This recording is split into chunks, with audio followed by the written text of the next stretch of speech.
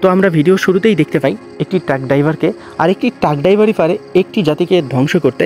তো কিছু স্প্রেম্যান সেই ট্রাক ড্রাইভার যে লিও ট্রাকটিকে স্প্রে করে। লিও থাকে একজন শুকুরের মাংস সাপ্লায়ার, সে পুরো চীনের মধ্যে শুকুরের মাংস সাপ্লাই করে এবং শুকুরের মধ্যে ভাইরাস থাকার কারণে এই গাড়িটিকে তারা স্প্রে করে, কারণ শুকুরের যে ভাইরাসটা সেটা যেন মানুষের মধ্যে না ছড়িয়ে যায় বা পরিবেশের মধ্যে যেন না ছড়িয়ে যায়, এই জন্য লিওর গাড়িটিকে তারা স্প্রে করে দেয়। এবং লিও বলতে থাকে যে তাদের কোনো খেয়ে দিয়ে কাজ নেই, তারা শুধু আমার গাড়িটিকেই বারবার স্প্রে করে।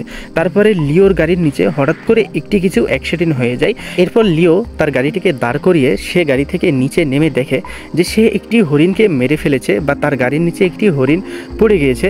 এবং সে হরিণটিকে দেখে সে কিন্তু কিছু করে না এবং তার গাড়িটিকে বারবার সে দেখে তার গাড়ির কোনো ক্ষয়ক্ষতি হয়েছে কি না হয়েছে সেটা দেখার পরে সে একটু সামনে এসে আবার কিন্তু কি করে ব্যাক চলে যায় এবং সে তার গাড়িতে উঠে সে তার গন্তব্যে রওনা দিয়ে দেয়, কারণ সে এই বিষয়টাকে এতটাও হাইলাইট করে নাই। তারপরে আমরা এদিকে দেখি যে যে হরিণটিকে সে কুচলে দিয়েছে সে হরিণটি কিন্তু আবার পুনরায় জিন্দা হয়ে যাচ্ছে। কিন্তু কিভাবে? কিন্তু এইটি একটি সাধারণ হরিণ ছিল না, এটি একটি ভয়ানক হরিণ ছিল। তো চলেন বন্ধুরা আমরা যাই এবার গল্পের মূলধারায়। তো প্রথমে আমরা একজন ব্যক্তিকে দেখতে পাই যিনি গল্পের মেইন ক্যারেক্টার, যার নাম থাকি 3 এবং 3 একজন ফ্রাস্ট্রেটেড বিজনেসম্যান এবং যে খুবই স্বার্থবাদিত্ব একজন মানুষ। এবং হঠাৎ করে সে বাসায় আসে এবং বাসায় এসে দেখে তার মেয়ে তার ওয়াইফের সাথে লুকিয়ে লুকিয়ে কথা বলে। এটা কিন্তু 3 একদমই পছন্দ হয় না এবং তার মেয়েকে সে প্রশ্ন করতে থাকে যে তুমি তোমার মায়ের সাথে কথা বলো, এটা আমাকে লুকিয়ে কথা বলার কি আছে? তারপরে তার মেয়ের জন্য সে একটা গিফট নিয়ে আসে, আর সেই গিফটটি ছিল বার্থডে গিফট এবং তার মেয়ের নাম থাকে সুজান এবং সুজানের আজকে ছিল বার্থডে, তাই সুজানের বাবা তাকে নিয়ে বের হয়ে যায় একটা লং ড্রাইভে। এদিকে আমরা দেখি সুজান তার মায়ের সাথে কথা বলে এবং সুজান তার মাকে বলতে থাকে যে মা আমরা তোমার সাথে দেখা করতে আসছি, খুব তাড়াতাড়ি চলে আসবো আমরা, তুমি টেনশন করো না। এরপর সুজান এবং সুজানের বাবা চলে আসে একটা ট্রেনের মধ্যে এবং সুজানের বাবা 3 তার বিজনেসের কথা তার স্টাফের সাথে ডিসকাশন করতে করতে তারা কিন্তু একটা সিটে আসে এবং সিটে এসে বসে পড়ে। আর সিটে এসে বসে পড়ে সে কিন্তু ফোনটিকে রেখে দেয়, তার বিজনেসের কথা বলা শেষ হয়ে যায় যে কারণে সে ফোন। এদিকে আমরা আবার দেখি একজন চাইনিজ রেলওয়ে পুলিশ সে নিচে নেমে চেক করে যে কোনো যাত্রী থেকে গেছে কিনা ট্রেনের। তারপরে হঠাৎ করে তার পিছন দিয়ে একজন মেয়ে ট্রেনের মধ্যে প্রবেশ করে, কিন্তু সে একজন সাধারণ যাত্রী বা সাধারণ একটা মেয়ে ছিল না, সে ছিল ভাইরাস ইনফেক্টেড একজন নারী। ট্রেনের মধ্যে প্রবেশ করে এবং ট্রেনের মধ্যে প্রবেশ করেই সেই কিন্তু একটা টয়লেটের মধ্যে ঢুকে পড়ে এবং টয়লেটের গেটটি লাগাই দিয়ে সে তার পায়ের দিকে দেখতে থাকে। এইদিকে আবার ট্রেনের মধ্যে অনেক হইচই হওয়ার কারণে সুজান বের হয়ে আসে এবং সুজান দেখতে যায় যে আসলে ট্রেনের মধ্যে হইতেছে কি এবং ট্রেনের মধ্যে আছে কি। হঠাৎ করে একজন রেলের স্টাফ রেলের একটি টয়লেটের গেট খুলে এবং গেট খুলে দেখে যে একজন পাগল, আর সে খুবই ভয় পেয়েছিল এবং সে বলতে থাকে যে সবাই কি মারা গেছে। এবং রেলের স্টাফ বলতে থাকে স্যার আপনি এখানে কেন, আপনার কি টিকিট আছে না আপনি টিকিট ছাড়া এসেছেন? আপনি যদি টিকিট ছাড়া এসে থাকেন তাহলে আপনাকে আমরা আগের স্টেশনে নামিয়ে দিতে বাধ্য হব।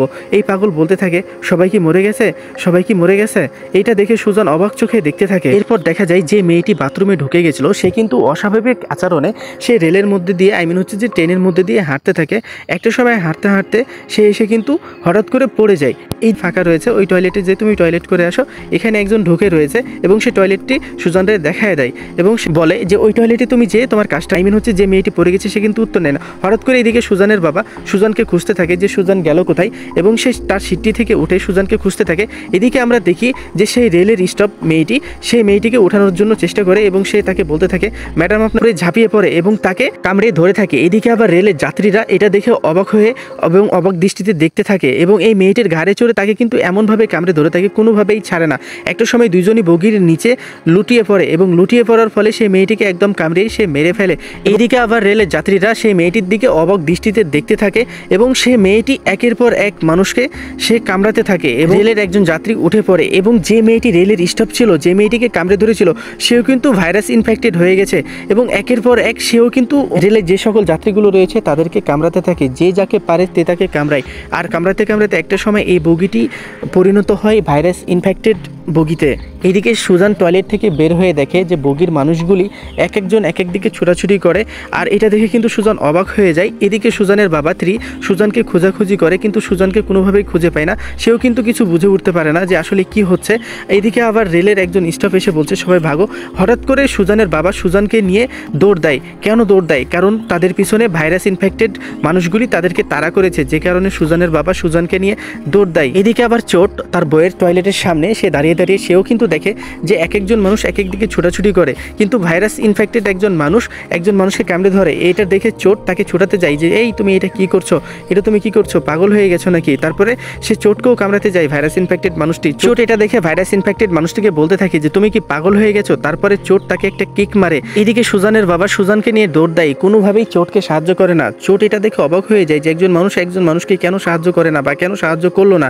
এটা দেখে চোট তখন সেই ভাইরাস ইনফেক্টেড মানুষটিকে ধাক্কা দিয়ে ফেলে দেয়। এইদিকে চোটের বউ শ্যালি এটা দেখে কিন্তু অনেক ভয় পেয়ে যায়। শ্যালি কি করবে কি না করবে কিছু বুঝে উঠতে পারে না। তারপরে চোট শ্যালিকে বলতে থাকে শ্যালি তুমি পালাও এখান থেকে, তুমি চলে যাও, তুমি ওই বগিতে যাও, তুমি সেফ জোনে যাও। এই